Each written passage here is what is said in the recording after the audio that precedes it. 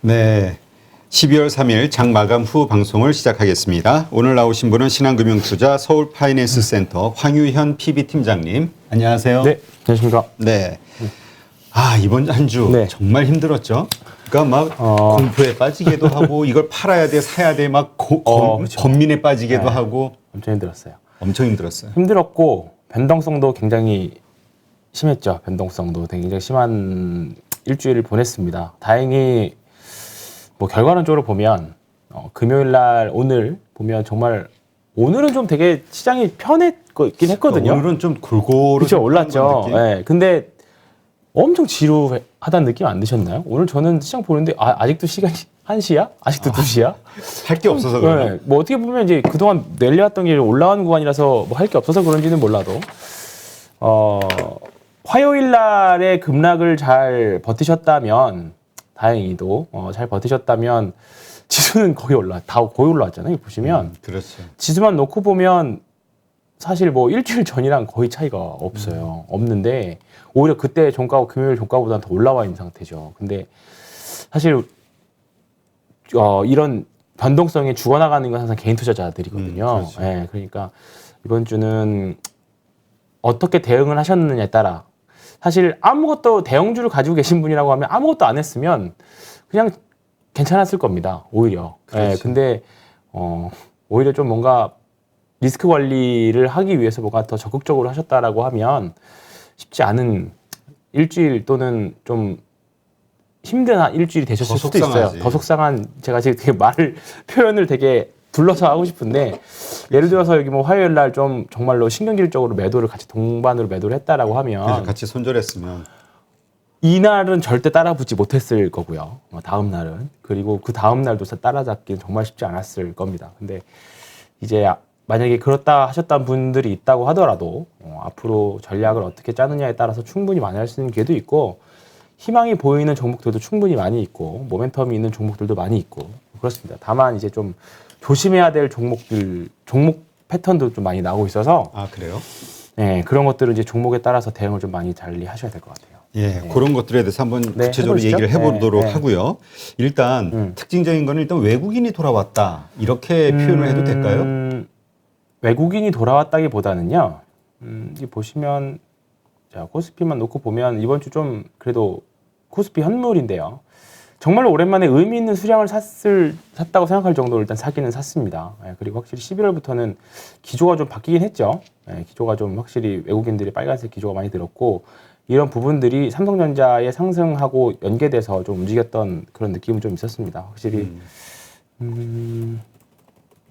전자가 이때가 이제 요 상승이 어느 정도 이제 브레이크를 잡았다고 생각했는데 다행히 여기를 다 회복을 하고 올라왔죠. 다행히 오늘은 뭐 다시 전고점 불군 75,000원 제가 좀 한번 팔고 가야 되지 않겠느냐 하는 시점인 75,000원 근처에서 또 놀고 있는데 어쨌든 간은 하락을 멈췄다라는 것에 대해서는 뭐 계속 그 기조는 유지합니다. 근데 다만 이제 그 안에 7만 원, 2,000원, 뭐 7만 원 초반에서부터 5,000원 사이의 변동성은 당분간은 조금 더 있을 것 같아요. 외부 변수도 좀 있고. 근데 외국인들은 확실히 좀 기조는 매매 기조는 올 여름하고는 확실히 좀 달라졌죠. 이게 보시면 11월부터 12월까지 순매수 보면 외국인은 4조 6천억 정도인데 연간으로 한번 봐볼까요? 연간으로 보면 올해 1월부터 보면 여전히 27조 매도잖아요. 근데 지금 막판에 사들이고 있어서 이 정도니까 확실히 좀 이런 부분들이 내년을 좀 기대하는 부분들은 확실히 있는 것 같아요. 그 부분들이 삼성전자뿐만 이제 반도체 업황의 이제 턴이 생각보다 좀 빠르게 나오는 부분들 그리고 11월 달에 이재용 부회장이 미국을 갔잖아요. 그 부분들이 어느 정도 좀 뭔가 자신감이 있지 않아서 가지 않겠느냐. 약간 좀 결과론적인 해석이긴 하지만 그냥 가진 않았을 거라는 게 지금 몇몇 종목들, 몇몇 업종들에서 나오고 있죠. 하긴 시장이 사실 정확한 거니까. 그죠. 그래서 제가 원래 우리 그 대통령들도 이렇게 방한하면은 외국에 나가면은 네. 실무진들이 다 합의내 놓고 가서 그렇죠. 폰만 네, 잡잖아요. 그렇죠. 네, 사실 그렇죠. 그래가지고 실적 거두는 거. 네, 그렇죠. 네. 그러니까 뭔가가 이루어지고 있다. 그렇죠. 네. 그런 부분들이 하긴 그동안 되게 지루하다시피 그 협상을 오래 했던 부분들이 있잖아요. 그렇죠. 네. 근데 한 가지 좀 저는 의아한 게 이 외국인들이 저렇게 확 사기들이기 시작했을 때가 미국에서는 파월의 매파적인 발언으로 막 나스닥이 폭락하고 막 그럼에도 여러 가지 불구하고, 네. 그러는데 또 불구하고 사들인단 말이에요. 물론 환율은 좀 빠지긴 그렇죠. 하는데 이게 그러니까 참 복잡해. 복잡한데 이게 두 가지로 좀 나눠서 볼 수 있는데요. 첫 번째는 저는 우리나라 주식시장 제도를 공매도가 문제가 아니라 저는 파생시장을 좀 어떻게 좀 해줬으면 좋겠어요. 사실 어떻게 제가 뭐 대책을 제안할 수는 없지만 그렇지. 너무 맥도독이라고 하죠. 선물시장으로 현물시장이 너무 휘청휘청 거리고 특히 이번 주는 완전히 그냥 외국인들이 그냥 소나게 우리나라 시장 올려놓고 그냥 자기네 맘대로 하는 거죠. 더군다나 뭐 다른 나라도 상장돼 있긴 하지만 위클리 옵션이 있거든요. 그러니까 위클리 옵션까지 더해지다 보니까 이것에 대해서 뭔가 대비책이라기보다는 너무 이게 취약한 수급 구조 하에서 더더욱 한국 시장이 흔들리는 뭐 요인이 되는 것 같아요. 뭐 주 요인인 것 같아요. 요즘 같아서는. 그러니까 이번 주는 그렇게밖에 해석을 할 수 없는 것 같아요. 그러니까 뭐 미국 시장이 폭락했는데도 오르는 날이 있었고, 그 다음에 미국 시장 괜찮았는데도 폭락이 있었던 날이 있었고, 이런 것들을 보면 만기일이 다가올수록 그리고 계속 최근에는 보면 이제 매주마다 목요일이 이제 위클리 옵션 만기거든요. 주간 단위로. 그렇다 보니까 수요일 날 목요일 날 변동성도 굉장히 좀 심해지고 이런 부분들이 있어요. 그래서 조금 나이 드신 분들은 이제 금요일 날은 주식하지 말자라는 분위기가 굉장히 강해요. 그러니까 우리 그냥 금요일 빠진다는 생각이 좀 많이 강해요. 오늘 좀 예외적이었지만. 정설이잖아요. 네. 금요일 날 마지막 종가 무렵엔 다 정리하자. 그렇죠. 그러니까 그렇다 보니까 이제 이게 위클리 옵션하고도 연동돼 있는 거죠. 그러니까 금요일 날, 수요일 날, 목요일 날 일정 부분 변동 다 나오고 금요일은 그냥 흘려보내고 뭐 그렇다 보니까 좀 이런 부분들인데 이런 관련된 글들이 인터넷에 좀 많이 있어요. 저도 동감하는 부분인데 개인 투자자의 참여 벽도 좀 높아졌고 선물옵션 시장 뭐 참여를 하시라는 건 아닌데 외국인들한테 너무 파생 시장에서 휘둘리는 한국 증시가 됐다라는 거죠. 더군다나 요즘에 개인 투자자분들이 이제 많이 주식시장 떠나고 있다는 기사도 많이 있잖아요. 그리고 정기 예금도 굉장히 많이 늘어나고 있고. 그러니까 우리나라 주식시장이 떨어지지 않는다라는 전제 조건으로 계속 이제 근거들을 많이 제시를 했던 게 예수금이 되게 많다라는 거거든요. 그렇죠, 예수금이. 근데 저는 그거는 좀 아니라고 생각했던 게 뭐냐면 예수금이 있는데 그게 과연 주식을 사줄 수 있을 거냐. 그거에 대한 확실한 그거는 뭐라고 해야 되죠? 확신은 없었다는 거죠. 만약에 주가가 떨어지면 버튼에 매수 버튼이 안 들어지거든요. 근데 이제 지금 그 상황이 된 거죠. 한국 시장보다 미국 시장이 좀 편안하니까 미국 시장으로 하셨던 분들은 좀 가고 대형주 위주로 하셨던 분들은 그리고 코스닥에서 공격적으로 투자하셨던 분들은 지금 가상화폐 시장에서 좀 가 계신 것 같고 그리고 좀 애매하신 분들은 좀 빼서 이제 기준금리도 올랐으니까 예금금리도 오르니까 그쪽도 가고 그러면 지금 한국 주식시장만 좀 약간 낙동강 오리알 신세가 된 것 같다는 느낌이 좀 들죠. 이런 부분들은 조금 이제 왜 제도를 만드시는 분들 좀 해결을 좀 해줬으면 좋겠어요. 제가 대안을 저도 어차피 제시를 할 수 있는 위치에 있는 사람도 아니고 어차피 저는 시장에 맞춰서 적응해서 이렇게 욕할 시간에 거기에 맞춰서 그거를 이용해서 돈을 어떻게 벌까를 고민하는 사람이기 때문에 그것에 대해서 이제 고민하는 거지 이런 부분들 우리나라 주식시장 취약성에 대해서 굉장히 좀 안타까운 거죠. 네. 네. 아니 근데 전에 이 부분에 대해서 우리 방송을 한 적이 있는데 네. 공무원연금공단 CIO 하셨던 이창원 단장님 그분 말씀에 의하면은 과거에는 그래도 그 연금에서 그렇죠. 적극적으로 막 이게 그렇죠, 개입을 맞습니다. 했었는데 이게 이제 툭하면 책임자들 국회 그 청문회 맞아요. 불려가가지고 당하니까 수익률 당하고. 네, 그리고 이제 지금 뭐 보건복지부라든가 이런 여러 가지 관련된 상급부서라든가 이런 데서 막 압력을 가니까 좀 눈치를 주니까 못 한다고 지금. 자기 돈도 아니고 뭐 자기 목숨 자기 자리만 위험해지고 하니까 그럴 수밖에 없죠. 더군다나 사실 올해 국민연금이 수익률은 잘 냈죠. 잘 냈는데 이번에 뭐 8% 네, 8% 정도 냈다고 하잖아요. 근데 그 어마어마한 규모를 굴려내서 8%면 진짜 엄청난 거잖아요. 근데 어쩔 수 없이 이제 외국 자산 비중 맞추느라 이제 어쩔 수 없이 국내 비중이 높아졌으니까 어쩔 수 없이 줄여야 되는 거잖아요.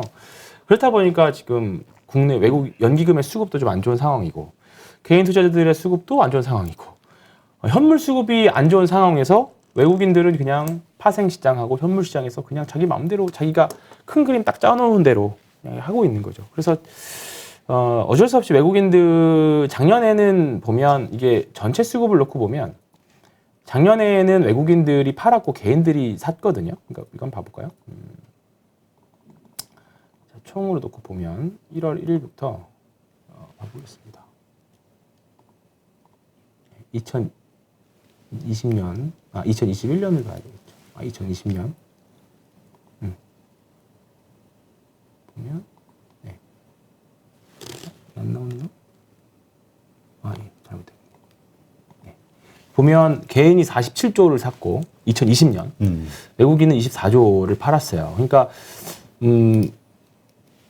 잠시만 이게 잘못된 것 같은데. 이렇게 되네. 네.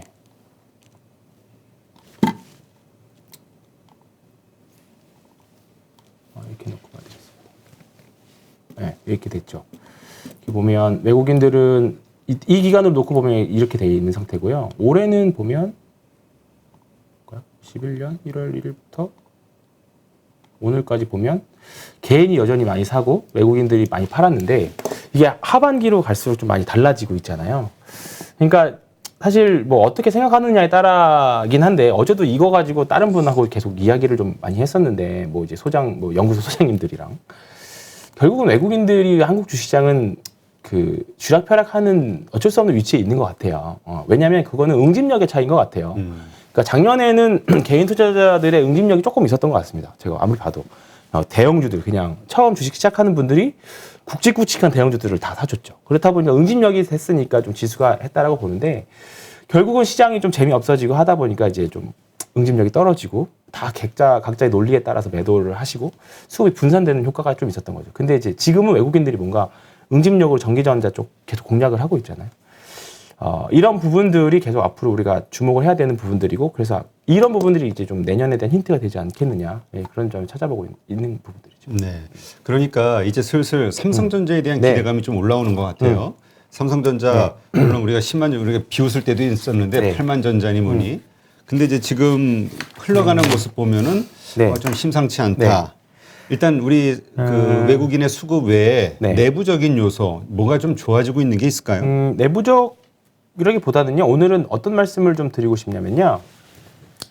내부적인 요소 어떤 질문이 뭘 의도하시는 거예요? 내부적인 그러니까 요소? 외국인이 사주고 있으니까 주가가 이제 올라간다 이렇게 이해는 하는데 내부적으로 사줄 만한 이유가 내부적으로 뭐가 있느냐, 내부적으로? 뭐가 좋아지고 있는 게. 오케이, 알겠습니다. 맞네요. 삼성전자를 크게 놓고 보면 지금 삼성전자가 하고 있는 이제 세 가지 정도 있습니다. 우리가 잘 아는 반도체. 근데 이번에는 좀 디램보다는 저는 계속 말씀들 하시는 게 비메모리하고 파운드리 쪽이잖아요. 쪽이죠. 파운드리 쪽이니까 그 얘기가 하나 한번 해야 될 것 같고요. 그 다음에 이번에 이재용 부회장이 또 했던 게 이거거든요. 13조를 쏟아부은 야심작. 삼성 디스플레이 이제 QD OLED TV 출하 한다는 거죠. 이제 LG 디스플레이는 OLED고 삼성전자는 퀀텀닷 OLED. 이게 2019년도에 13조 원 투자했던 거거든요. 근데 이제 그때 당시 리포트를 찾아보면 19년도에 13조 투자해서 21년 5월 달경에 시제품 출시하겠다라고 했어요. 근데 올해 6월 달에 나와서 이제 그거를 소니 같은 고객사들한테 패널을 이제 선보였죠. 그리고 지난달 말에 이제 양산을 시작했습니다. 양산을 시작했어요. 삼성의 QD OLED는 이제 청색을 기준으로 쓰는 거고 LG는 이제 화이트 청원을 이제 발광 소자를 쓰는 겁니다. 삼성의 QD는 한솔케미칼이랑 합작해서 삼성에서 이제 둘이 합작해서 만들었고요. 그래서 사실 QD OLED한 최대 수혜를 한솔케미칼로 보고 있긴 했었죠. 근데 이런 부분들이 좀 미리 선반영했는지는 몰라도 좀 주가는 좀 올해 6월, 9월 달까지 고점을 찍고 좀 내려와 있는 상태인데 그 밑에 있는 하단에 있는 또 다른 이제 소재 업체들, OLED 소재 업체들을 좀 계속 주목해서 봐야 될 것 같고요. 그리고 나머지 하나는 폴더블 폰 관련 세 개죠. 이제 스마트폰이라고 보시면 되겠죠. 그러니까 삼성전자를 바라볼 때 크게 세 가지 정도 보면 좋을 것 같아요. 그러니까 내년에 핵심을 그러니까 삼성전자를 사도 되는데 여기서 삼성전자로 인한 수혜주를 어느 쪽을 내가 집중할 거냐. 그러니까 우리가 삼성전자가 1단에서 이렇게 성장하는, 그러니까 상승한다고 했을 때 이거 2단, 3단은 더 크게 상승하니 그렇죠. 여기를 공략하기 위해서라도 삼성전자의 상승 이유를 정확히 파악을 하자. 세 가지 모멘텀이 있는 거죠. 어떻게 보면 각각 어느 정도를 미칠지는 모르지만 삼성전자가 지금 반도체 중에서도 그 파운드리 쪽, 그다음에 뭐 비메모리 쪽, 그다음에 이번에 새로 만든 QD OLED TV. 예, 요거는 좀 사실 디스플레이는 뭐 사실 비중은 좀 적긴 하지만 소재 쪽으로 제가 기회가 있을 것 같아서 말씀드린 거고요. 그다음에 스마트폰. 이것도 뭐 당연히 큰 몫이죠. 폴더블 폰에 대한 부분들인데 좀 하나씩 보도록 하겠습니다. 일단은 그 삼성전자가 이번에 그 10월 달에 갔었잖아요. 이재용 부회장이. 근데 그러면서 당연히 이유가 우리가 서두에 말씀드렸던 게 당연히 이유가 있으니까 갔겠지라는 생각을 좀 했었죠. 그래서 뭔가 결과물을 이제 가져올 거라고 봅니다. 그 중에 하나가 파운드리 쪽이고, 그래서 제가 10월 달경에 말씀드렸던 게 네페스 아크라고 있었어요. 기억하시나 모르겠네. 기억나시나요? 네네. 네페스 아크. 네.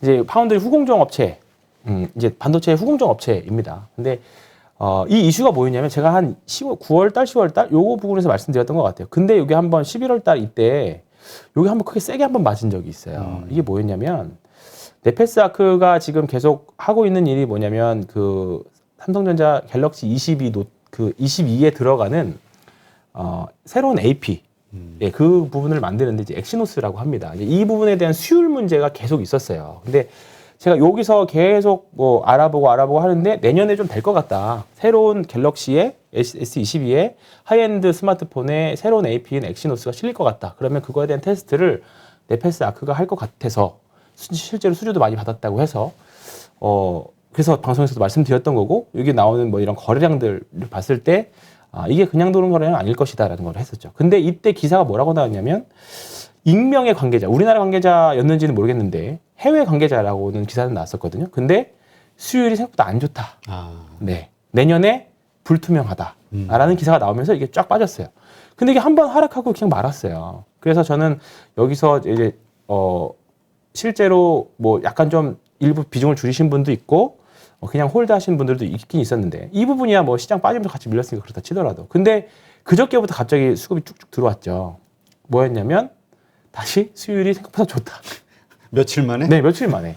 그러니까 이 두 개 중에 하나가 거짓말이겠죠. 두 개 중에 하나가 거짓말인데 가짜 정보 때문에 이게 이게 이 정보를 그래서 저는 뉴스가 결과론적으로 주가가 올랐으니까 결과론적으로 보면 이 뉴스 그러면 물량 싸게 사려고 하는 뭔가 의도적인 기사가 아니었나라는 생각도 그냥 한번 그냥 우리 개인 투자자로서 해볼 수 있는 생각이었던 거죠. 근데 지금도 저는 늦지 않았다고 생각해요. 어쨌든 이 더 들어온 거래량이 더 많고 더 확실한 매집도 됐었고, 여기서는 좀 어떻게 보면 악성 물량도 소진이 된 거기 때문에 지금 구간에서는 반도체 파운드리, 그 AP 엑시노스에 대한 이거는 근데 내년도 여전히 이 불투명한 부분도 있어요. 불투명한 부분들도 있고, 근데 이게 내년 22년이 아니라 23년까지 계속 갈 부분들이라서 점유율이 계속 높아져야 될 부분들이기 때문에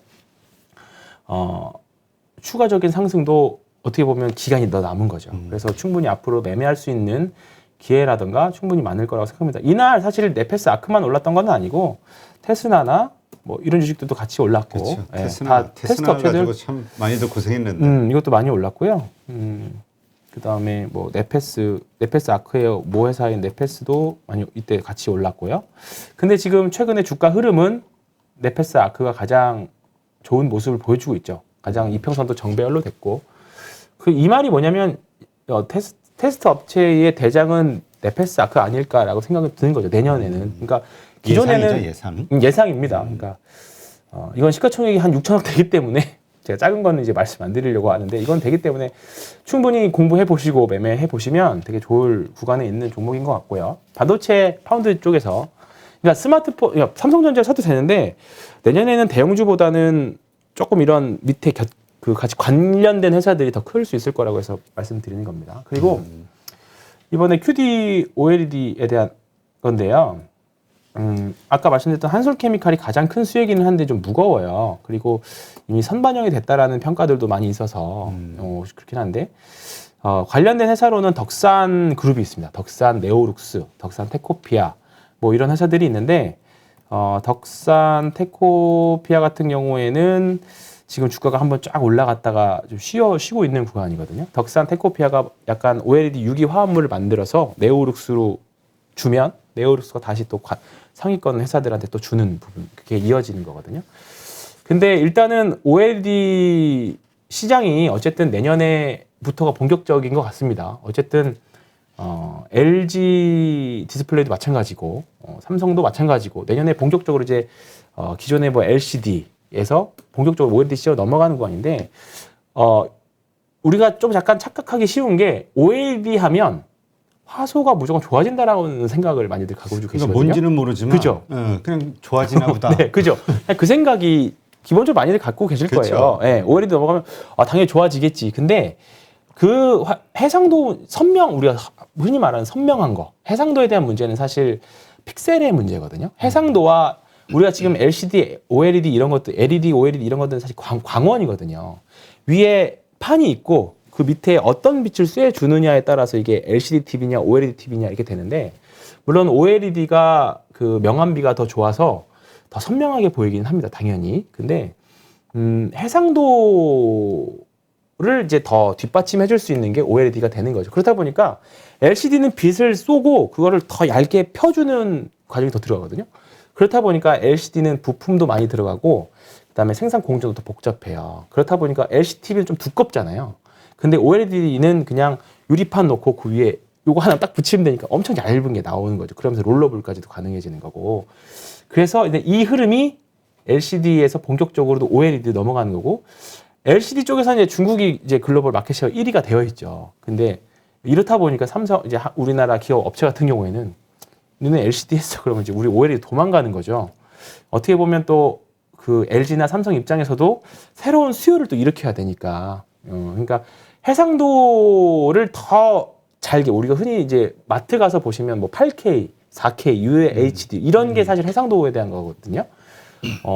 사실 지금 아무리 뭐 8K TV가 나온다고 한들 방송국에서 8K TV 프로그램을 만들어서 쏴줘야 또 이게 효과가 그렇죠. 있어요. 그러니까 전체 프로그램 네, 맞춰야 돼요. 근데 되는데. 아직도 사실 대표적으로 다 UHD 정도로 만들어지기 때문에 우리가 디즈니 플러스 보시면 되게 선명하다고 느끼는 게 뭐냐면 사실 집에 요즘에 TV들은 다 좋은 TV로 다 많이들 되어 있으시잖아요. 근데 디즈니 플러스가 4K로 지원을 하다 보니까 엄청 선명히 느껴지는 거죠. 이런 부분들이 앞으로 더 계속 있을 거고 이런 부분들에 대해서는 뭐 계속 발전을 할 시장이라서 생각보다 엄청 커지는 시장은 아니 사실. 그리고 사실 TV도 올해 코로나 지원금 이런 것들 때문에 일단 한번 많이 팔렸잖아요. 그렇죠. 삼성전자 우리가 스마트폰은 2년이나 3번에 한번 바꾸지만 TV는 아쉽게도 한 10년씩 걸리잖아요. 사실 한번 사면. 그러니까 이미 한번 어느 정도 교체 수요가 일어나긴 했어요. 근데 어쨌든 간에 내년에 시장 커지는 부분들이고 TV가 잘 팔릴지 안 팔릴지를 떠나서 뭐 그것도 중요하지만 소재 시장은 좀 더 성장할 수 있을 거라고 봅니다. 그래서 덕산 데코피아 아니고 테코피아입니다. 덕산 네오룩스나 뭐 관련 종목들은 OLED 소재 관련 종목들은 계속 보시는 게 좋지 않을까 좀 보고 있고요. 추천은 아니고 계속 관심 가지고 보시라는 겁니다. 이쪽 섹터에서 좀 큰 시세가 나온다라고 하면 긍정적일 것 같아서. 마지막 하나는 폴더블 폰. 폴더블 폰입니다. 이거는 내년에 좀 봐야 될 것 같아요. 왜냐하면 상당히 기대가 좋던데. 기대가 되죠. 이게 보시면 이제 계속 성장하는 건데요. 삼성이 뭐 압도적으로 폴더블 폰 시장에서는 지위를 차지하고 있습니다. 중화권 업체들 같은 경우에는 그 아직 수율도 잘 나오지 않고 적자 사업부들도 많아서 그렇긴 한데 지금 삼성전자 스마트폰 폴더블 폰을 보면 올해 보면 우리가 플립 있죠, G 플립 그게 좀 더 많이 팔렸고요. 더 큰 이제 우리가 하이엔드 스마트폰이 더 이름이 자꾸 생각이 안 나는데 큰 핸드폰 있잖아요. 그게 폴드 타입, 폴드 타입. 요게 이제 내년에 250만 대, Z 플립 타입이 450만 대 정도 예상한다라고 하는데 올해 대비 100% 성장이잖아요. 근데 20년에서 21년이 3배거든요. 근데 여기는 2배 정도인데 어쨌든 증가율은 좀 떨어지긴 하지만 절대량으로도 굉장히 좀 많이 늘어나는 시장이고 이제 우리가 생각해 봐야 될 거는 애플아 빨리 들어와라죠. 애플아 빨리 들어와라. 애플이 가만히 있을 리 없고 그러겠죠. 그러니까 애플도 분명히 삼성전자가 더 큰 폴더블 시장을 장악하기 전에 진입에 대한 이야기들이 분명히 있을 겁니다. 내년 상반기 정도 우리가 생각은 하고 있는데 이런 부분들에 대해서는 시장이 커지면 분명히 우리나라 이런 폴더블 폰 관련 회사들은 분명히 좋은 기회가 있을 건데 신기한 게 뭐냐면 폴더블 폰 관련된 회사들의 차트를 보면 다 똑같아요. 모양이 다 똑같습니다. 일단은 지금 힌지를 만들고 있는 파인테크닉스 하고요. 테크닉스 이거 보면 이 모양하고요. 아, 저 때가 네. 우리 봤을 때가 저 때 좀 막 급상승했을 때 네, 그죠. 그 무렵이었네. 8월. 네, 그죠.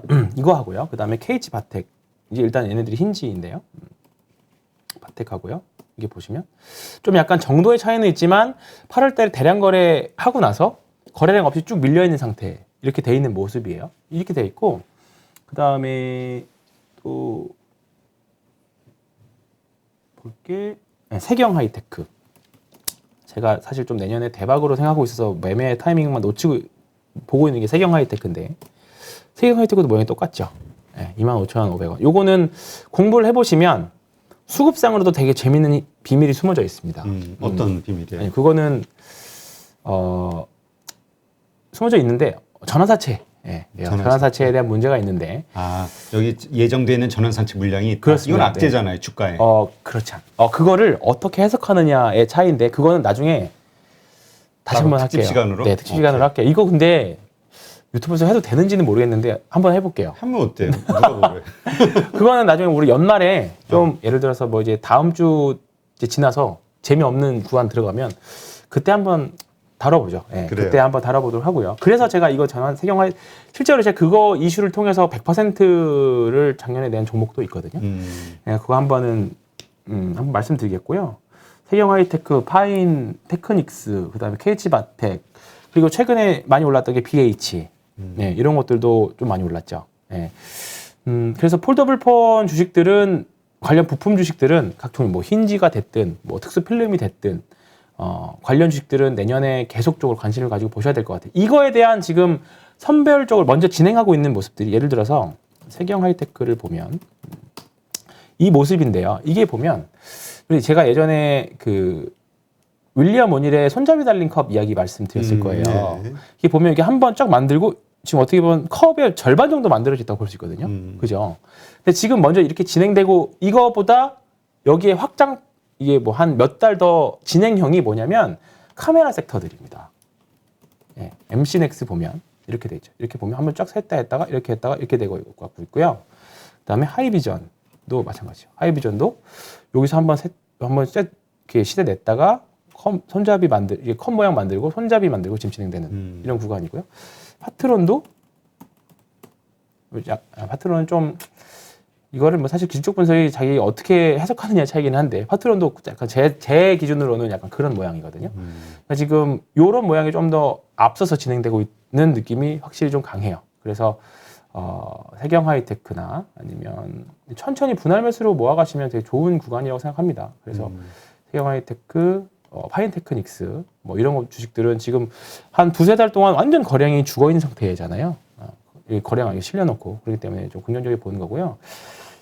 약간 좀 딴 길로 모양만 보고 샌다라고 하면 송원산업이 드디어 올라왔는데 이런 모양을 만들어냈죠. 결국은 이렇게 결국은 제가 이거를 보고 진입했다가 이제 아마 제가 2만 원대에서 추천을 드렸었기 때문에 2만 원 19,000원에서 2만 원 사이에 추천을 드렸었기 때문에 지금 이제 뭐 플러스 좀 물타기 잘하셨던 분들은 이제 플러스 나이스 분들이 있고 참고로 저는 거의 팔지 않았습니다. 저와 제 손님들은 거의 팔지 않았기 때문에 더 보는데 어쨌든 간에 이런 모양이 조금 이제 진행되고 있는 거죠. 이것도 어떻게 보면 손잡이 달린 컵의 모양이라고 생각합니다. 저 개인적으로는. 네, 그래서 보시면 좋을 것 같고요. 그래서 지금 말씀드렸던 반도체 중에서 후공정 업체들, 그다음에 OLED 관련, QD OLED 관련 주식들, 그다음에 폴더블 폰 관련 주식, 삼성전자의 큰 주력 사업들이잖아요. 거기서 관련된 회사들 세 섹터로 나눠서 공부해 보시는 것도 내년에 충분히 부품주 단에서는 충분히 해볼 만하다라고 보고 있습니다. 네. 그러니까 하여튼 우리가 괜찮아질 거야라고 생각하면서 삼성전자 투자하는 건 가장 쉽고 쉽죠. 간단하죠. 일이네요. 네. 근데 삼성전자는 어떻게 보면 삼성전자를 100%를 기대하고 투자하지는 않잖아요. 그렇죠. 단기간에. 수익률이 그렇죠. 다르지. 수익률이. 근데 이런 부품주들은 뭐 지금 종목들을 보면 부품주들은 단기간에 몇 배씩도 날 수 있으니까 그런 것들은 그리고 충분히 올해 그런 종목들 충분히 많이 봐왔잖아요. 그렇죠. 그러니까 내년에 이게 아무리 시장이 힘들어도 갈 놈들은 또 가거든요. 그렇기 때문에 그런 종목들 찾아봐야죠. 알겠습니다. 한번 잘 참고하시고요. 자, 그러나 일단 이제 문제는 지금 우리 시장에 갑자기 돌변 압수로 나온 이 악재로 나온 오미크론이잖아요. 네. 근데 이 오미크론에 대해서도 이제 조금씩 시간이 흘러가면서 이거 별거 아닌 거 아니야? 그렇죠. 이런 식의 지금 분위기가 또 퍼지고 네, 있단 그렇습니다. 말이죠. 네. 이게 또 시장에 어떤 영향을 미칠지. 요거 제가 리포트에서 하나 본 건데요. 올해 본격적으로 시장에 영향을 미쳤던 변이가 한 4개 정도 있었습니다. 근데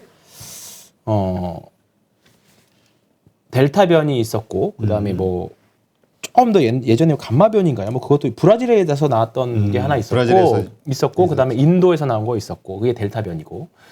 근데 사실 결국 다 극복은 했잖아요. 극복을 한 건지 안 건지 모르겠지만 시장은 극복해 가고 있습니다. 네. 그러니까 지금 위에는 이제 코로나 유행 사이클이죠. 이게 뭐 변수 나와서 또 번지고, 변수 나와서 또 번지고, 변수 나와서 번지고. 근데 주식시장에 대해서는 반응은 계속적으로 민감하게 덜 둔감하게 반응하고 있죠. 오늘도 보면 확진자가 국내 늘어났음에도 불구하고 위드 코로나 관련 주식이 오늘 또 센 모습을 좀 보여줬죠. 그렇죠. 그러니까 그리고 이제 좀 나왔던 게 경미하다. 이런 뉴스들이 나왔죠. 사실 이번 주 뭐 주초만 하더라도 되게 또 엄청나게 무서운 변이인 것처럼 왜 근데 좀 보면 언론이 좀 문제 아닌가 싶긴 해요. 좀 너무 무섭게 그냥. 그때 또 분위기가 뭐 분위기가 그쵸. WHO 갑자기 뭐 회의하고 유럽 갑자기 뭐 문 닫는다 하고 그죠. 공세하고 남아프리카 그거 겁나지. 엄청 겁났던 거잖아요. 근데 지금 막상 일주일 지나고 나서 보니까 별거 없네가 됐잖아요. 아직까지는 아직은 뭐 한 1, 2주 정도 더 남았죠. 그 백신 기존의 백신으로 이제 대응이 가능한지. 근데 그러다가 갑자기 대응 가능하다라고 하면 백신 관련주나 코로나 관련 주식은 쉽지 않을 거고. 그러니까 지금 또 그거 심각하겠다 싶어가지고 백신이나 진단키트 쪽에 들어가신 분들 많을 텐데. 또 고민 또 되시겠죠. 이번 주말에 또 고민 되시겠고 사실 그런 주식을 갖고 계신 분들은 또 안 좋은 소식도 기대하실 수밖에 없는. 어차피 주식을 하면 어쩔 수 없습니다. 이거는. 그렇지. 내가 가진 주식의 호재를 기다리는 거죠. 한번 또 확진자 확 늘기를 기대하실 수도 있는데 어쨌든 간에 확실한 거는 우리가 이게 점점 재료는 식상해집니다. 이 밑에 그래프 보시면 처음에 엄청 델타 변이 나왔을 때 무서웠지만 그리고 나오면 이 관련된 변이가 나오면 나올수록 결국은 인류는 극복할 거다라는 생각이 가지게 될 거예요. 그리고 내성도 주식시장 내성이 생길 거고 그리고 경제 봉쇄로 인한 나중에 후폭풍이 더 크다는 것도 이제 알게 됐죠. 그리고 그렇다 보니까 지금 인플레에 대한 이야기 또 문제 나와요. 그렇죠. 그렇다 보니까 이런 부분들이 시장에서는 점점 감소할 거라고 봅니다. 그러니까 이제 우리는 어떻게 되냐면 코로나 변수 주가가 빠지면 사야 된다라는 생각이 이제 계속 생기게 되는 거죠. 근데 그것보다 앞서서 가면 안 팔겠죠, 사람들이. 네, 그러니까 어떻게 보면 이번 주 초의 변동성이 내년을 기대하고 한번 싸게 살 수 있는 마지막 기회일지는 모르겠지만 뭐 기회는 계속 있으니까요. 근데 그렇죠. 좋은 기회가 되지 않았나 결과론적으로. 그래서 저는 다행히 뭐 제 고객님들한테는 뭐 이제 팔자라거나 뭐 이거는 또 버팁니다. 사실 다들 저한테 한탄들 많이 하셨어요. 어떻게 해야 되냐. 그렇지. 이거 끝나면 또 이거 이제 그렇지 않아도 다 정리해야 되느냐. 네, 그렇죠. 약했는데.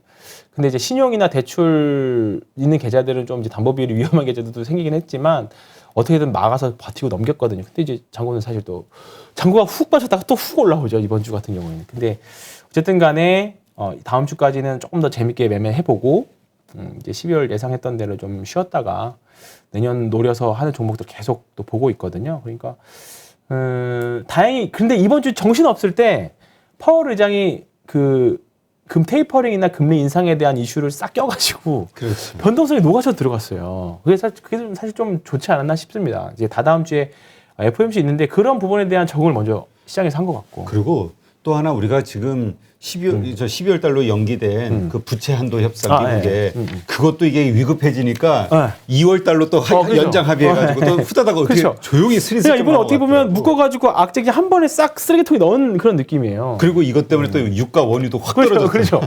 그렇다 보니까 이제 이번 주 경기 민감 주식들도 사실 좀 좋아졌고 뭐 그랬는데 다 어떻게 보면 이게 잘 된 것 같아요. 그래서 내년에 이제 어느 정도 월 말로 내년으로 가면 갈수록 지금 어쨌든 우리나라 시장을 짓밟고 있는 건 내년 코스피의 영업이익 성장률이거든요. 그렇죠. 이게 돌질 않고 있기 때문에 그런 부분들도 계속 녹아져서 해소가 되고 있는 부분들이니까 너무 이제 최악은 지나갔다고 생각해요. 그러니까 제가 계속 생각하고 있는 거는 전자가 바닥을 잡아줬다라는 것에 대해서가 되게 저는 감사한 거죠. 이게 저는 되게 컸다고 생각합니다. 이게.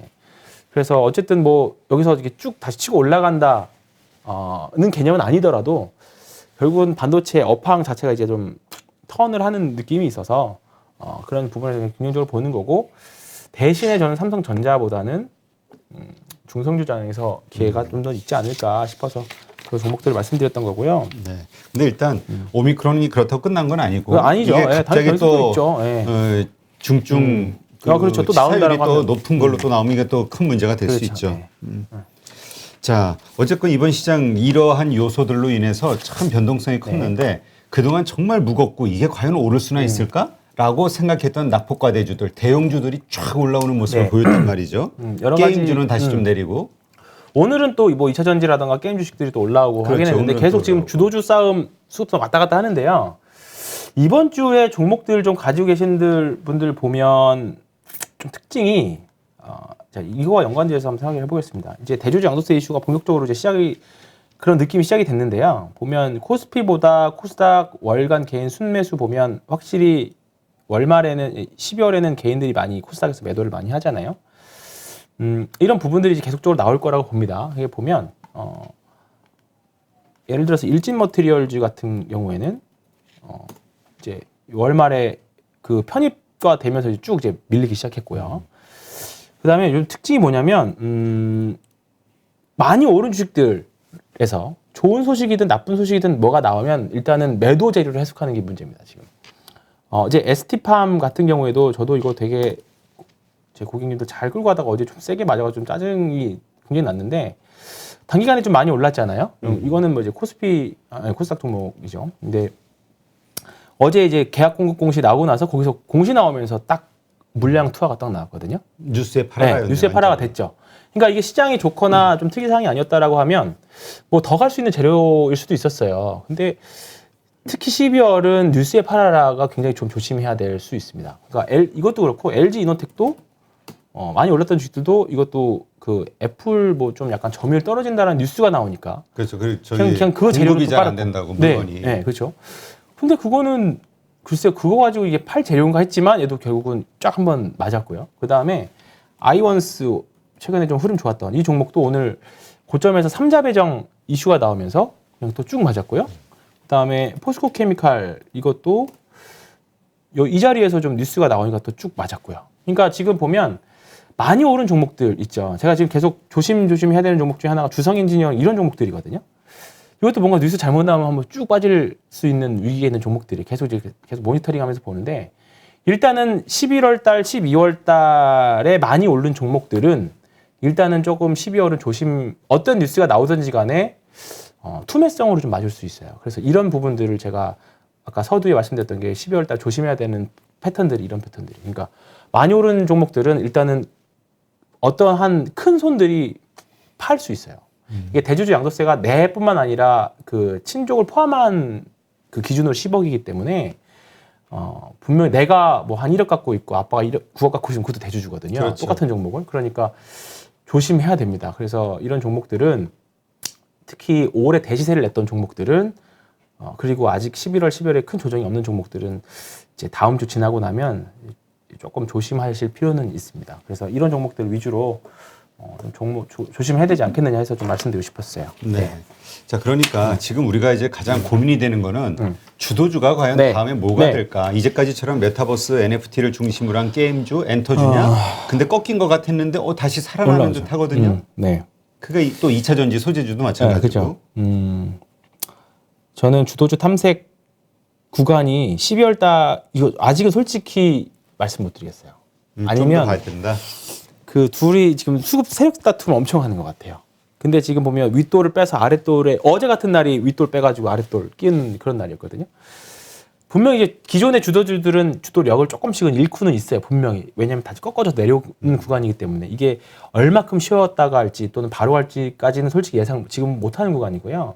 12월은 변수가 많기 때문에 분명히 길게 지나고 보면 장기 투자할 수 있는 구간에 종목들 많이 나옵니다. 근데 저라면 덜 오른 대형주나 아니면 내년 바라보고 아까 말씀드렸던 그런 종목들 군에서 좀 힌트를 찾을 게 나을 것 같아요. 편하게. 삼성전자 이 뒷단에. 네, 뒷단에 있는 종목. 차라리 그거를 매매하는 게 낫고 아까 앞서 말씀드렸던 것처럼 12월 달은 항상 그 월 말에는 여기도 마찬가지지만 12월은 개인들 특히나 개인들 종목 비중이 높은 종목들은 매도가 좀 더 많이 나오거든요. 12월은 어떻게 보면 이제 줍줍하는 편하게 12월 넷째 주라고 그랬나요? 그런 날이? 셋째 주, 넷째 주가 넷째 제일 주. 심합니다. 셋째 주, 넷째 주가 제일 심해요. 네. 그래서 그 주도주를 어떤 주도주를 갈지는 계속 탐색을 해봐야죠. 계속 탐색을 해봐야 됩니다. 네. 자, 그러면 일단 그 얘기는 12월 셋째 주, 넷째 주에 크게 튀는 종목들이 내년도에 주도주가 될 것이다라고 생각한다는 건가요? 아니면 그때 많이 빠지는 주식을 사야죠. 그건 사야 되는 거고요. 사는 거고. 아직 내년 주도주에 대해서는요. 저는 일단은 제가 했던 말은 바이오 섹터. 바이오 섹터. 그거에 대해서는 저는 변함은 없습니다.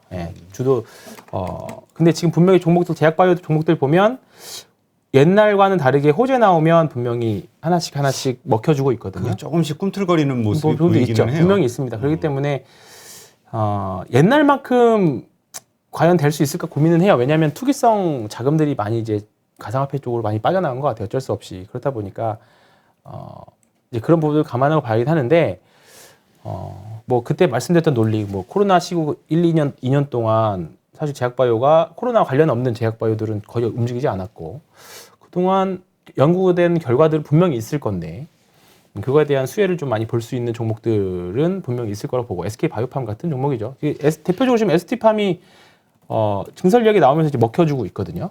그 이야기 내용들을. 그러니까 이런 부분들은 계속 긍정적으로 봐야 되는 거죠. 저는 사실 이런 종목들이 내년 주도주를 쭉 이어서 나갈 확률이 굉장히 높다라고 봐요. ST팜 같은 경우에는 좀 올라가면 좀 팔았다가 또 밑에 다시 사고 이런 종목들인 거죠. 그러니까 만약에 ST팜 이런 것들이 12월 달 좀 약간 쉬어가는 국면에 들어간다라고 하면 이런 종목을 사야 되는 거죠. 뭐 손잡이 달린 컵 모양도 분명히 충분히 되고 제 생각은 이렇게 했다가 여기서 N자 모양 이렇게 하면 참 좋을 것 같아요.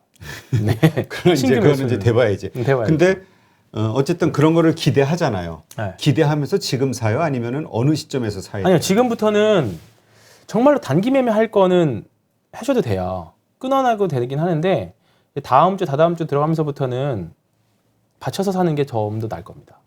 굳이 공격적으로 오래 사지 말고 분할 매수. 기회는 분명히 있다. 그러니까 예를 들어서 아니면 나 그거 싫으면 매일 뭐 예를 들어 어떤 한 종목을 내가 한 1,000만 원씩 산다 하면 매일 뭐 100만 원씩 10번을 쪼개던가 시초가에 산다 이런 방식으로 뭐 50만 원씩 20번을 쪼개던가. 그러니까 12월은 분할 매수의 달이라고 보시는 게 일단 큰 기조를 그렇게 정해놓고 보이잖아요. 그러니까 물론 그냥 센 놈 더 사서 더 비싸게 파는 뭐 신고가 매매를 하든 단기 매매를 하든 뭐 그런 거는 상관없어요. 근데 뭔가 내년을 바라보고 산다라고 하면 공격적으로 확 지르시기보다는 그냥 받쳐놓고 천천히 좀 여유를 갖고 사시는 게 나을 것 같아요. 네. 그 우리 저번에 그 우리 그 뭐죠? 16강전 해가지고 네. 올라온 거 있잖아요. 네. SK 바이오팜. 오늘 다시 10만 원을 고지를 찍었다가 다시 회복은 했습니다. 다시 10만 원 고지 오늘 잠깐 넘었다가 99,000원인데 그래도 뭐 그렇게 계속 옆으로 횡보는 하고 있습니다. 그러니까 이제 이런 부분들이 이제 저는 때가 되면 시장의 선택을 받으면 그러니까 이게 분명히 뭐 한 달 전이나 지금이나 뭐 회사가 달라진 게 있겠어요. 그렇지. 근데 과연 이제 시장의 수급이 언제쯤 바이오를 바라봐 줄 거냐 그거를 기다리는 거고 여기서 이제 만약에 대량 거래가 뭐 하나 딱 나오면 거기서부터는 이제 진짜 본격적으로 보는 건데 그거를 기다렸다 사면 좀 늦겠죠. 주가는 올라가져 있겠죠. 그렇죠. 그 기회비용을 버리고 싶지 않은 분들은 그때 사는 거고요. 그게 아니라 난 좀 싸게 사서 기다리겠다 하는 분들은 지금부터 사서 조금씩 분할로 사시는 거고. 그걸 시기를 우리가 알 수 없어요. 그렇죠. 시장의 수급이 시장의 선택이 어떤 섹터가 시장이 어떤 섹터를 주도주로 찍을지는 어떤 섹터를 찍을지 또는 언제 찍을지는 모르잖아요. 그거를 이제 예상하고 가는 건데 그 예상하고 일찍 들어가신 분들은 그 시간 가치에 대한 걸 먹는 거죠. 네. 근데 이제 이평선 수렴하는 거 수렴하는 차트를 좋아하시는 분들은 좀 멀었죠. 저것이 이렇게 수렴되는 순간 그럼 적어도 그렇죠. 한 네. 2개월 이상, 네. 2, 3개월은 기다려야 되지 않을까? 수렴을 이렇게. 하는 방법이 기간으로 수렴하는 방법이 있고 가격으로 당겨서 강제로 예를 들어서 여기서 장대가 딱 나왔다 치면 쫙 올라가. 쫙 올라가죠. 그러면 그 기간이 압축되겠죠. 예. 분명히 저도 만약에 한 이 정도 가면 한 팔자고 할 것 같아요. 왜냐하면 장기 평선을 한 번에 절대 못 들거든요. 이게 삼성전자도 마찬가지죠. 그렇게 따지면 삼성전자도 지금 장기 평선이 지금 수렴해야 되잖아요. 사실 카카오가 근데 이랬죠. 카카오가 카카오 보면 여기서 이제 어느 정도 수렴했다라고 생각했을 거예요. 근데 시장이 밀렸다가 한 거니까 밀린 거고요. 이것도 뭔가 하나 브레이크가 나와줘야 돼요. 예, 그래서 카카오는 저도 계속 분명히 가격 조정과 가격 조정은 거의 마무리가 됐어요. 이제 카카오도 좀 움직일 때 되지 않았나요? 저는 아직 잘 모르겠습니다. 아직 멀었다? 저는 모르겠어요. 예, 제 기준으로는 아직은 아닙니다. 그러니까 사서 기다리는 구간은 될 것 같아요. 예, 근데 이제 이게 바로 올라가는 트리거가 되기에는 아직은 조금 뭔가 부족한 부분들이 좀 있습니다. 그렇군요. 자, 그러면 일단 이제 우리 다음 주 물론 이제 오미크론이 주말 동안 어떤 또 관련된 뉴스가 나오냐에 따라 달라질 수 있겠지만 오미크론 외에 또 어떤 변수들이 또 기다리고 있을까요? 다음 주는 선물 옵션 만기가 있죠. 아, 맞아요. 이번에 내마녀의 날이죠. 네, 내마녀의 날이라서 변동성이 심할 거라고 보고요. 종목별로 오르는 종목들이 있으면 저는 매도를 일단은 추천드립니다. 아, 상승하면? 네. 다음 주 주초든 아니면 옵션 만기를 다가서든 조금 이제 12월은 기본적으로 대형주가 더 유리하다는 말씀들을 많이 하긴 하는데 어쨌든 대형주가 됐든 중소형주가 됐든 한번 좀 뭔가 수익이 났다 있는 것들은 한번 팔았다가 다시 사는 것도 좋을 것 같아요. 저 삼성전기 같은 거가 오늘 이제 조금씩 비중을 줄이고 있거든요. 이거 이제 또 다시 장기 저항이 맞았잖아요. 이거 좀 줄였다가 또 다시 밑에서 17만 원대에서 한번 사볼 수 있는 기회를 해보는 거고 그냥 올라가면 또 거기 맞춰서 대응하면 되는데 12월은 조금 여유롭게 분할 매수 하신다라는 생각으로 비중 조절 또는 포트 조절 그거 하시는 게 좋을 것 같고요. 12월은 저는 이렇게 사용하셨으면 좋겠어요. 내가 보유 종목 중에 대형주도 있고 뭐 소위 말하는 중소형주나 잡주도 있을 거예요. 근데 이번 주 느껴서 아시겠지만 잡주들은 이번에 시장 반등할 때 거의 따라 올라오지 못했어요. 왜냐하면 다 밀렸는데 뭐 예를 들어서 앞으로도 어떤 이슈로 인해서 쫙 다 밀려요. 그러면 잡주를 팔고 소위 말하는 개별주들 팔고 그냥 조금 좋은 주식들로 사는 게 포트 변경의 기회를 삼는 12월이 되셨으면 좋겠어요. 그러니까 어쨌든 12월 달 뭐 더 늘어져서 재미없어지는 갔을 때 그럼 다 줄줄 흐른다. 그러면 이때 싸진 좋은 주식들, 개별주들을 없애고. 그러니까 저도 한 거의 20년 주식 투자 해보면서 생각해보면 느낀 거 보면 근본 있는 주식들이 결국 수익을 줘요. 근본 있는 주식. 근본 있는 주식들. 근본 없는 주식이 있어요? 근데 이제 예를 들어서 어떤 한 모멘텀, 뭐 테마, 일회성 테마로 한번 단기로 한번 쫙 단기 매매 해보겠다가 들어간 주식들을 못 팔았다 해서 물렸어. 그러면 이 테마가 다시 올 수 있다는 보장하에면 기다릴 수 있어요. 근데 그게 아니라 그냥 줄줄 흐른다라고 하면 정말 마냥 버리거든요. 근데 이 종목 하나가 계좌를 다 망가뜨려요. 네. 근데 시장 결국은 좋은 주식들은 결국 다시 다 사이클 타고 다시 올라오거든요. 그러니까 사이클 주식은 이 사이클 타서 뭐 예를 들어서 지금 포스코나 화학주들이 이번 주에 그랬던 거고 왔다 갔다 왔다 갔다. 네. 그러니까 이런 것들은 우리가 지난주에 효성텐시 같은 거 좀 되게 한탄했잖아요. 이게 말이 되냐. 그렇지. 근데 결국은 밸류에이션 콜이 들어오면서 오르잖아요. 사이클 타면서. 포스코도 마찬가지고.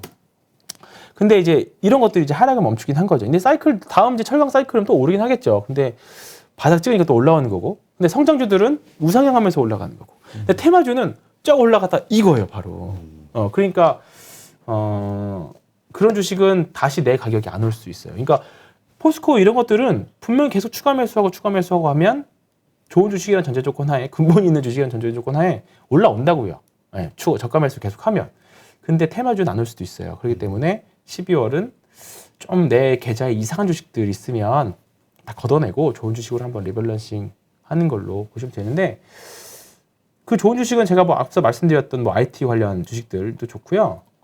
최근에 보면 이제 내년에 계속 말씀드리잖아요.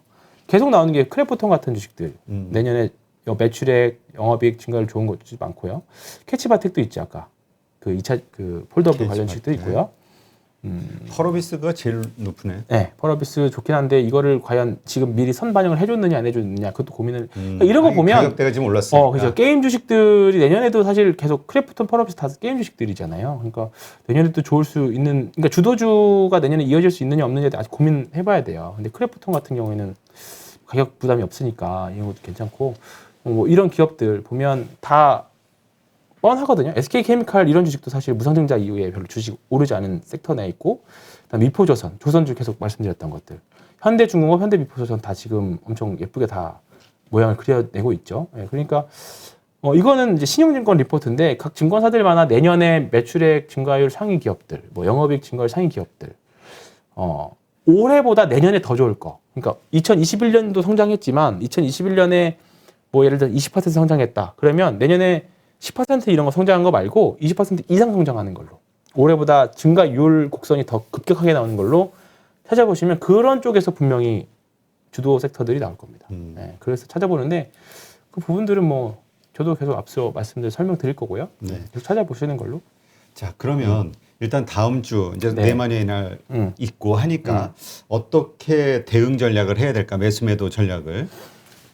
매수매도요. 네. 일단은 지금 오늘까지도 저는 뭐 주식 일단은 조금 더 계속 홀드 또는 매수 있고. 가지고 왔고, 다음 주부터는 줄여나간 전략입니다. 줄여나간 전략이고, 오르는 거 오르는 거 위주로, 오르는 거 위주로, 그리고 많이 올라가져 있는 종목들 위주로 손절을 하든, 그러니까 예를 들어서 고점에서 따라잡았다. 예를 들어 위메이드를 예를 들어서 뭐 한 20만 원대 샀다. 그러면 뭐 사실 좀 이런 건 단기적으로 이제 오늘 5일선까지 그냥 반등하는 바람에 이런 것들 사실 좀 줄여도 되지 않나 싶긴 했는데, 다음 주에 좀 더 반등이 나온다라고 하면 이런 것들 위주로 줄일 겁니다. 예를 들어서 뭐 한 22만 원을 샀는데 20만 원까지 반등 왔다 그러면 손절이지만 줄이고, 다음 주는 일단 양봉 나오는 것들 위주로. 그러니까 내가 산 가격이 오지 않아도, 네. 그러니까 이건 꼭 위메이드를 가리키는 게 아니라 그렇죠. 네. 이런 식으로 그 좀 반등이 와서 네, 그렇죠. 내가 산 가격보다는 못하더라도 좀 그래도 좀 어느 정도 올라왔다, 만회가 됐다 그러면 이제 손절을 하고 줄이고. 현금을 네. 확보하겠다. 네, 그렇죠. 알겠습니다. 그러니까 이제 아까 얘기하신 대로 셋째 주, 넷째 주 뭔가 상당히 안 좋은, 안 좋은 개념이 아니에요. 그냥 원래 그냥 빠지는, 그냥 지루해요. 지루하다. 네, 지루해요. 그냥 뭐 운용사나 자문사들도 이제 부클로징하고 대주주 양도세 큰 손들도 줄이려고 노력을 하고 하니까 매수세 매기가 약해지죠. 그러니까 시장의 활기가 좀 떨어져요. 그래서 제가 휴가를 가는 이유가, 있어봤자 뭐 시장이 뭐 활력적으로 움직이지 않으니까, 그래서 저도 이제 1년 동안 못 쓴 휴가 이때 다 쓰고 하는 거죠. 알겠습니다. 하여튼 이게 잘 참고하셔서 네. 다음 주 전략 잘 세우시고요. 네, 오늘 또 좋은 인사이트 이렇게 해주셔서 고맙고, 네. 일단 오늘은 그래도 얼굴이 좀 밝아요. 시장이 오랜만에- 좀 괜찮아서. 그래요. 오랜만에 출연했을 때 올랐어요, 진짜로. 네. 황 팀장이 오는 날이면 나도 불안해. 이것도 잠 빠지는 거야? 참고로 이번 주는 꿈을 꾸지 못했습니다. 그래요? 네. 이 주말에 잠 좀 계속 억지로 좀 자요. 네? 네. 억지로라도 네. 잠을 자서 네. 그 꿈을 좀 네. 꾸시기를 바라겠습니다. 네. 네, 수고 많으셨고 오늘 방송 보신 분들, 네, 하여튼 기분 좋게 이 주말 맞이하셨으면 좋겠고요. 편안한 그 휴식 취하시면서 에너지 다시 보충하시기를 바랍니다. 오늘 하루 수고 많으셨습니다.